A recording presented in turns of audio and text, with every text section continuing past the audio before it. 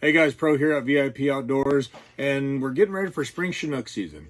You know, as far as general setup and how to set up a line lock down to your inline flasher and herring, that's been done. I mean, you can't beat a horse any harder, let's be honest. Everybody knows how to do it. But what I want to talk about today is something a little bit more critical, a little bit more in depth, and that's the scope. The scope between your bumper and your dropper. Very important piece of information that I think is missing in a lot of applications. So what we have is we have our line lock here. This is just a regular one with a clip. And for spring Chinook, what I do is I tie my droppers with 20-pound test line, kind of a crappy knot, if you will, just in case I get hung up. Now, depending on where you fish, you may not need that because there might not be any obstacles that are going to hang you up. But for me personally, for springers where I fish, I need a dropper that has the ability to break off. I usually do about 12 inches. And we have our 6-speed chain swivel. We have our 14-inch pre-tied inline bumpers.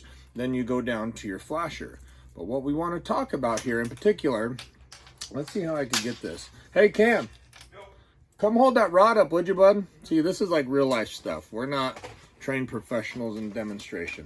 So here's what we're talking about when we're talking about the scope. The scope is this angle right here between your dropper and your bumper. Okay, you could actually teach your kids this, a good way to teach them math, right? As this closes, your scope reduces. As it opens, you have a little bit more of an open scope, right? So the importance of that is in the relationship to the bottom, where your gear sits. So when you put a weight on here, we all go down to the bottom and we feel the weight hit the bottom. Important part, how much weight are you using? Because the less amount of weight that you use, this scope is going to close, especially if you're traveling fast in a heavier current of water, heavier flow of water. You're going to have to give it more line so that your weight hits the bottom. But as you move further and further away from the boat, the scope between your flasher and your weight closes as it hits the bottom.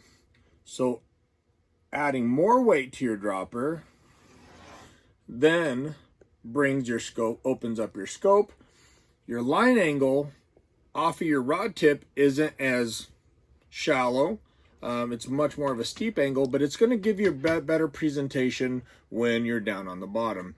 This is very important when you're fishing spinners for spring Chinook or just inline spinner fishing for salmon in general.